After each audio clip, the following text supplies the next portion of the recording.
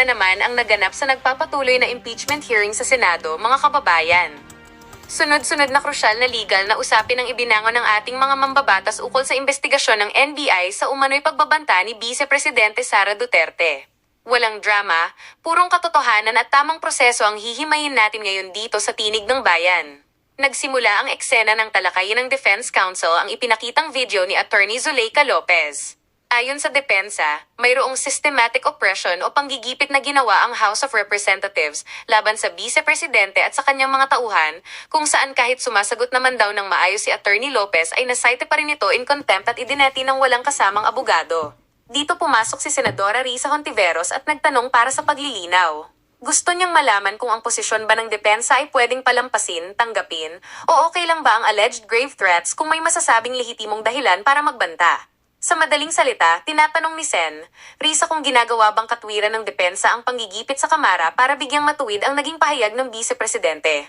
Ngunit bago pa man makasagot ang abogado ng depensa, pumagitan agad ang ating Senate President at Presiding Officer na si Chiz Escudero. Isang mahalagang paalala sa batas ang binitiwan ni Sen. Chiz na nagpahinto sa direksyon ng tanong ni Sen. Risa, ipinaalala ni Chiz sa lahat ng mga senator judges na maging maingat na huwag pilitin ng mga counsel o abogado ng magkabilang panig na gumawa ng conclusions of law and fact o mga conclusion sa batas at katotohanan sa pamamagitan ng pagtatanong sa testigo. Ayon kay Chiz, ang mga ganyang konklusyon ay dapat ilahad na lang sa kanilang closing remarks sa dulo ng paglilitis at hindi sa kalagitnaan ng pagdinig. Dahil sa malinaw na legal na ruling na ito, magalang na sumunod at umalima si Senadora Risa Hontiveros at sinabing, I submit Mr. Presiding Officer, comply as best we can. Matapos ang eksenang iyon, sumunod naman si Senador Alan Peter Cayetano na naghain muna ng obserbasyon ukol sa matinding kalituhan sa mga attachment o annexes ng impeachment complaint. Punto ni Sen. Alan, sa page 19 na ay may binabanggit na affidavit sa footnote number 72 na matatagpuan daw sa Annex G. Pero nung tingnan niya ay isang certification at hindi affidavit ang laman nito at ang totoong affidavit pala ay nahanap pa sa napakalayong volume 14. Kinumpirma naman ito ni Sen. Chiz Escudero at sinabing nag-iba nga ang mga marking nung i-premark na sa korte, kaya nagkasundo ang Senado na maging digital na lang sa iPad at laptops ang pagpapadala ng kopya sa mga senador para mapabilis ang paglilitis. Nang magsimula na ang pagtatanong, ginisang pino ni Senador Alan Peter Cayetano ang testigo na isang investigator mula sa NBI. Ayon sa testigo, nagsimula ang investigasyon nang makatanggap siya ng utos ukol sa video ng press conference noong November 23 kung saan may statement ang Vice Presidente na klasipikado bilang threat. Lumabas sa pagtatanong ni Sen, Alan na clipping o pinutol na video lang muna ang unang pinanood ng investigator bago nito hinanap ang buong video. Tinanong din ni Sen, Alan kung bakit hindi nakipag-coordinate ang NBI sa PSG o Presidential Security Group, gayong ang PSG ang may primaryang responsibilidad sa kaligtasan ng Presidente at Vice Presidente. Katwiran ni Sen, Alan, normal sa investigasyon na tanungin ng protective agency kung totoong may banta ba o usaping politikal lang ito. Ang naging sagot lang ng testigo ng NBI ay wala siyang personal na kaalaman ukol dito at baka ang chief na lang nila ang makasagot dahil may pahayag na raw ang National Security Council na ito ay isang active threat. Dito pumasok ang pinakamabigat na bahagi ng pagtatanong ni Senador Alan Peter Cayetano nang basahin niya ang eksaktong salita ng Vice Presidente na, Huwag kang mag-alala ma'am sa security ko kasi may kinausap na akong tao, sinabi ko sa kanya kapag pinatay ako. Tinanong ni Sen, Alan kung paano ito itinuring sa investigasyon. Paliwanag ng NBI investigator, may kondisyon na kapag pinatay siya, pero nag-iiwan daw ito ng loophole kung saan pwedeng may ikatlong partido ang gumawa ng masama kay VP Sara at automatikong mangyayari ang banta ng walang kinalaman ng mga taong binanggit tulad ng Presidente at First Lady. Tinanong ni Sen, Alan kung sa report ba nila ay itinuring itong conditional threat dahil sa batas, kung sasabihin mong pakukulong kita kung magsisinungaling ka, hindi yan krimen kundi paalala sa batas dahil may kondisyon. Ayon sa testigo, sa kanilang opisyal na affidavit ay itinuring itong conditional, pero sa kanyang personal na assessment bilang investigator, ang banta para sa kanya ay absolute. Huling sumalang sa clip na ito si Senador Robin Padilla na nagpahayag ng pagkadismaya dahil tuwing may itatanong ay laging may nag-o-object kaya naguguluhan ng nakikinig. Binuweltahan ni Sen. Robin ang pabago-bagong desisyon kung saan noong February 5 ay may certification ng DOJ na insufficient o kulang ang ebidensya. Pero pagdating ng February 14 ay biglang naging sufficient na raw ito para sa preliminary investigation. Diretsahang tinanong ni Sen, Robin ang testigo kung nakuha ba ng NBI ang original copy o RAW file ng interview kay VP Sara Duterte at kung may affidavit ba mula sa mismong tao o network na nag-record nito dahil napakahalaga ng RAW file para mapatunayang original at hindi na-edit ang video. Ang naging sagot ng testigo ng NBI, wala silang hawak na original file mula sa mismong nag-interview. Ang ginawa lang daw nila ay nag-screen record sila gamit ang software na OBS habang pinapanood ang video na nakita lang sa internet. Kaya ang mismong investigator lang ang nag-execute ng affidavit para sa screen recording at hindi ang original na kumuha ng video. Mga kababayan, dyan natapos ang mainit na bahagi ng pagdinig na ito. Nakita natin ang mahigpit na pagpapatupad ni Senate President Chis Escudero sa rules upang manatiling patas ang pagdinig, ang pagbusisi ni Sen. Alan Cayetano sa kalikasan ng banta, pati na ang pag-isa ni Sen. Robin Padilla sa kalidad ng ebidensya na nakuha lang pala sa internet sa pamamagitan ng screen record. Ano ang pananaw ninyo rito, mga kababayan? Matibay ba ang investigasyon ng NBI o tama ang mga senador na dapat maging maingat dahil sa mga kakulangan sa ebidensya at proseso? I-comment ang inyong mga saloobin sa ibaba. Huwag kalimutang mag-like, share, at mag-subscribe sa ating channel para sa patuloy na pagbabantay sa katotohanan. Ito ang inyong kakampi, ang Tinig ng Bayan. Hanggang sa muli. I have 2 minutes. Salamat po, Mr. Presiding Officer. Para sa Counsel for the Defense, Mr. Presiding Officer, just for clarity, ano pong relevance nung video na ipinakita ni Attorney Zuleika Lopez? Sinasabi po ba ng depensa na yung mga alleged threats o alleged incitements ni VP Duterte ay prompted nung detention ni Attorney Lopez? Yes, Your Honor. There was a systematic oppression made by the House of Representatives dating back from their even before their mini trial, Your Honor. The committee headed by Representative Joel Chua began investigating the Vice President and her people, even when Attorney Zuleika Lopez was being interviewed by the House Committee of Quadcom Committee, Your Honor. Even if she was answering the questions faithfully and to the best of her ability, she was cited in contempt, detained. Her lawyer was not allowed. Her lawyer was not allowed to be with her when they were trying to detain her in the Women's Correctional Facility, Your Honor. So, Mr. Presiding Officer, Counsel for the Defense, position po ba ng depensa na pwedeng palampasin ng alleged grave threats kung may masasabing lehitimong dahilan para magbanta? Your Honor, that is not the point. No. Mr. Presiding Officer, I am making a point through my question and I am asking the good counsel for the defense dahil sinabi nila there was a systematic oppression that yes, yan po ang nag-prompt nung alleged grave threats and alleged incitements ng Vice President na prompt po ng detention ni Attorney Lopez na kanyang inilarawan sa ipinakitang video kanina.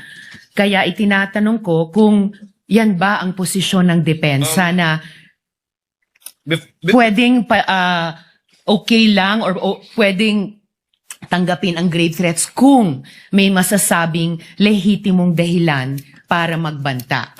Yes, Your Honor. Before Counsel Yes, for Mr. Presiding responded answers, although he already answered in the affirmative, No, Your Honor. I was just referring to before. we'd like to remind the senator judges to be cautious in making counsels for either party make conclusions of law and fact instead of presenting evidence through a witness they will present or through direct, cross, redirect, or recross. Because if he answers Senator Judge Ontiveros, that would effectively place on record a conclusion of fact and law, not drawn from a witness, which they can very well do so during their closing remarks. And when I allow him to speak by way of repartee to the peroration yesterday and discussion yesterday by counsel for the prosecution. But other than that, as agreed with some of the senator judges, we would try to limit the answers of the counsels for the parties. With your indulgence, Senator Judge Ontiveros, please. I submit, Mr. Presiding Officer. Comply as best we can, Senator Judge Marcos. Same issue. Senator Judge Alan Cayetano, Peram ng GG. What is your pleasure, sir? Mr. President and Mr. Presiding Officer, before I ask to be allowed to ask a question, can I just follow up yung kay Senator Marcos, including the ruling yesterday? Just in the interest of all senator judges being able to follow closely, especially kami sa first row kasi medyo nagkaka-stiff neck na kami. Mahirap tignan yung TV, so baka dun sa Maglalagay harap. na po kami ng TV sa harap ng And lamesa I ng don't know, Council for Parties. I think all of us own a iPad or a tablet. I don't know what the solution is, but if the Secretariat or the Clerk of Court, the Office of the Clerk of Court can work with our staff. Just to give you an example for today, no? If you look at the impeachment complaint on page 19, for example, it says that the affidavit we're looking for kanina, footnote number 72, is this one. In the impeachment complaint, no? It's found on Annex G. Okay. So this is Annex G. If you look at Annex G, it is a certification, not an affidavit. Okay. So where do you find the affidavit mentioned in the impeachment complaint? You actually find it in Volume 14, Annex FFFFFFFF-GGGGGGGG. So before I can even That's not say dash, that, that's FFFFFFF to GGGGGG. yes. So even before we finish saying that, Your Honor, Mr. Presiding Judge, medyo mahirap. To further complicate, the annexes when delivered to us was labeled annexes. And then when it was pre-marked, iba na yung marking. That is correct. Okay. So to clarify, I'm not asking both the prosecution and defense to give us any documents in advance that will prejudice their presentation or the rebuttal. I do understand that it has to be offered, but to speed things up and to make sure we understand, in the same manner that they're asking the witness to examine it, maybe we can be given a copy to examine at the same time, whether digital or actual copy. I don't want to impose upon them to print 24 copies. But again, anyway, it's Wednesday. We have Thursday, Friday, Saturday, Sunday for our staff and the clerk of court to meet. I think we already have a solution for you, Senator Judge Cayetano, as well as for Senator Judge Marcos. We will be furnishing the parties either via soft copy to your respective iPads or laptops, or we will enter their official emails as well. Kayo na po mag-print ng hard copy. Ng list of evidences as marked, as pre-marked by the prosecution na ipe-present for Article 4.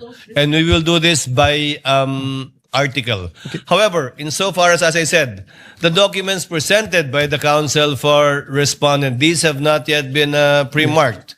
But I don't think there's anything wrong with asking for a copy from the counsel for respondent. On that point, for our guidance, whether or not the same will be offered without prejudice to respond to On counsel that for point- respondent, deciding on whether or not they will offer it at the appropriate time. on that point, Mr. Presiding Officer, even if it's pre-marked, if it will prejudice their presentation, I don't mind it be given in real time. And same, no? If it's being used on cross or recross on rebuttal, and hindi to na pre-mark, as long as real time, para lang we can process it. If not, we have to review afterwards, and it messes up our preparation for the hearing the next day. No? Is that possible for the parties once the roles are reversed? May I get a response Honor. from the counsel for respondent? Your Honor, first we'll clarify everything that was showed today was pre-marked by the respondent. That's not my understanding, because the DOJ letter you pre-marked is different from the DOJ letter that we have pre-marked. But we'll verify. So everything was pre-marked? Yes, Your Honor. But you presented a document that was not pre-marked. either by the prosecution or the defense. Walang marking eh. I presented all that. So if it was pre-marked, it's our lookout. Then then there's no problem furnishing the senator judges with a copy of the same. We have no problem with that, Your Honor. Senator Judge Alan Cayetano's concern has no basis if it was all pre-marked. Apparently, it was our oversight. Yes. Counsel for the prosecutors, would that be possible Yes. to furnish it? I think what counsel for respondent did earlier helped us out a lot. Furnish plastering it on the screens, whatever affidavit you were presenting. I think counsel for the prosecutors should do the same. Yes, Hindi naman Mr. bawal Presiding Officer. magkopyahan dito eh. Okay lang. Senator Judge Cayetano? Thank you. Yeah, and just to clarify, the 2 minutes is the question, not including Yes, the yes, of answer. course. No? You have 2 minutes if you want to if start they- with asking questions. Yes, if they ask to repeat the question, please don't count that. No, 2 minutes is long We will- with short questions, but many of us want to get to the bottom of it, end up only asking 1 or 2 questions. So just a little bit we liberality. will be lenient, Yes. Thank you. Senator Judge Alan you very much. Cayetano. You Appreciate may it. proceed, sir. You have 2 minutes. A question for the witness, and maybe to put all of us in check, I don't mind if any of the counsel says na medyo hindi maayos yung question. I mean, given what happened yesterday and today, and there are questions that could prejudice the case either way, as long as we call each other out respectfully, to the both counsels, you cannot correct a senator judge, but I don't mind if you think it prejudices. That's your duty to your client. Yes, sir. So this isn't the start of the 2 minutes yet. Sa magandang hapon, Mr. Witness. Good afternoon, Your Honor. Medyo mahaba na yung pag-upo mo dyan, but allow me a few questions. No? Yung circumstance lang, so paano nagsimula yung investigasyon na na-involve ka? Were you from the start o hindi? At written instructions ba to? O sinabi, oy, may investigasyon tayo? Just konting clarity, paano na umpisa yung specific investigation? And was it based on the November 3 video? Tama ba? November 23, Your Honor. Okay. It all started, I received a phone call, sir, from my executive officer that there is a video wherein there is a statement given by the Vice President, which is classified as threat, and I was tasked and assigned to investigate the case, sir. Okay. So basically, ganun yung pagkasabi na I'm tasking you to look at the video, investigate. Yes, Your Honor. Were you working alone or with a group? With a group, Your Honor. NBI group. Yes, Your Honor. And was this is there an interagency also or just purely NBI? Don't have personal knowledge. Maybe our chief, sir, has the Okay. knowledge on that, sir. Yes. No, that's all I asked for naman, yung personal knowledge. Yes, Your Honor. So pakiulit mo yung sinabing, how exactly sinabi sa'yo na tignan mo yung video, imbestigahan mo, or may statement? So, To be specific, sir, as far as I remember, may statement si Vice President regarding the November 23 press conference na kung saan may pagbabanta na naganap, Okay. pakiimbestigahan. pakiimbestigahan. So, ganun ka general. May Yes po. pagbabantang naganap, pakiimbestigahan. Yes po. And you proceeded by watching the video. Yes, Your Honor. And when you watched the video, you got to the part na may pagbabanta. No, Your Honor, I first don't know which part of that. So you watched the whole video, of course. First, the clippings, Your Honor. Okay.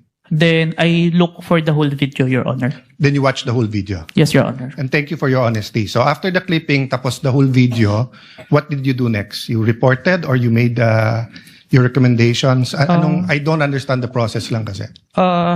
Upon identifying the whole video, I informed my executive officer that I identified the video, Your Honor. And then yung sinabi mo yesterday, then you started looking for patterns.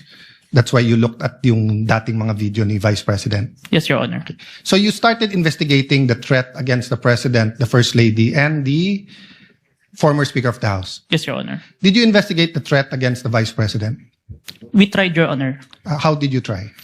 It is included in our letter to the Vice President, Your Honor. That's why we're inviting her to proceed to our office to investigate the threats to her life, Your Honor. How about the vlogger who asked her about Oplan or whatever they call that Romanov? Did you invite them? Yes, Your Honor.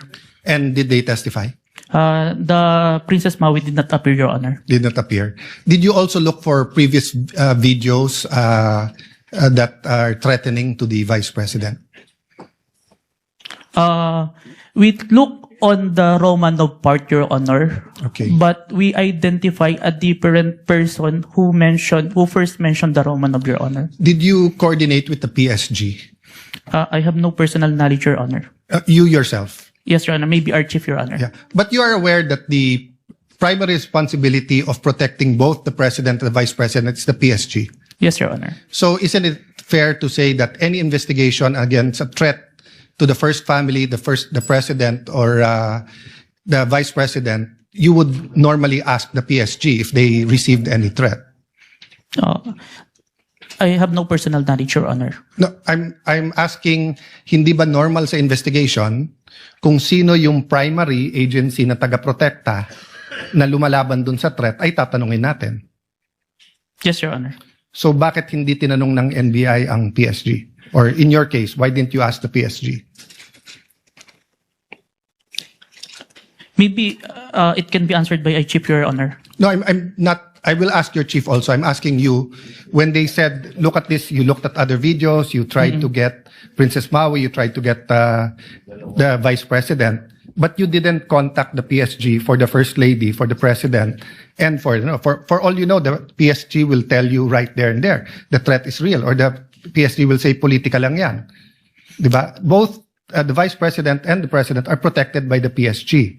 So why wasn't so nakalimutan lang or wala sa procedure nyo or? Your Honor, there is already a statement from the National Security Council, Your Honor, that it is an active threat, Your Honor. That's why we start investigation. Yes, and the primary group that will know if it's an active threat is the PSG. So if this was the United States, it will be the Secret Service. So whether the FBI or the CIA, state troopers, the federal marshals, kung sino man mag-iimbestiga, parati nilang tatanungin yung Secret Service. So I'm just curious why we did not ask the PSG input. Kindly wind up, Senator Cayetano. Senator Okay. Judge Cayetano. So my last question is, how did you characterize the threat of the Vice President to the President? Given that ang exact words niya, huwag kang mag-alala ma'am sa security ko kasi may kinausap na akong tao, sinabi ko sa kanya, kapag pinatay ako. So that I'll be fair to you and not vague, no? Did that phrase, kapag pinatay ako, have any bearing in your investigation? Yes, Your Honor. And what was that bearing or thoughts in your mind? First of all po, dun sa statement, may nakausap na po. It already took place before pa yung mangyari yung meeting. And nung Excuse condition... me. I'm not talking about yung may kinausap Apo. na para pumatay. Ang sinasabi ko yung sinabi niya na pag pinatay ako. Yes, Your Honor. How did that affect your investigation? There is a condition na kapag pinatay siya. But as we can see, it's only applicable if there is only two parties. The statement make a loophole wherein a third party can use that na kapag namatay si BP, ma-execute ngayon yung statement ni BP na may nakausap na siya without the participation of the one mentioned, the President, the First Lady, and the Speaker of the House, Your Honor. That's fair. But what I'm saying is that in your reports, did you characterize it as a conditional threat? Kasi kung hindi naman siya pinatay, the logical implication is that there's no threat against the... So I'm not saying it's not illegal, immoral to contract a killer. I'm just trying to follow the logic na pag sinabi kong pakukulong kita, Mr. Witness, pag nagsinungaling ka under oath, then it's actually not a threat. It's a legal... I'm just telling you the law, di ba? Pero pag sinabi kong pag hindi ka sumunod sa akin, anuin kita. So that's my last question lang. So how did you characterize that? It wasn't a conditional in your mind because may kinausap na? Even with or without, sir, it's still considered a threat as long as the I person... have no doubt there. I'm just asking, is it a conditional threat?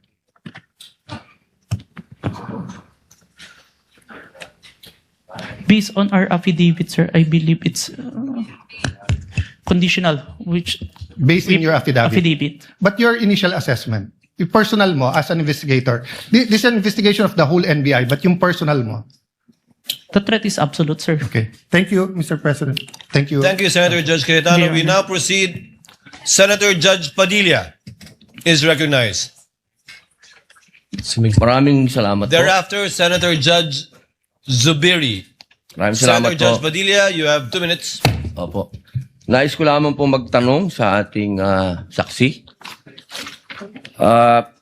Ginoong saksi, kanina po kasi habang nagkakaroon ng pagdinig, ako po'y laging iistorbo dahil tuwing may itatanong, mag-o-object, medyo magulo po eh.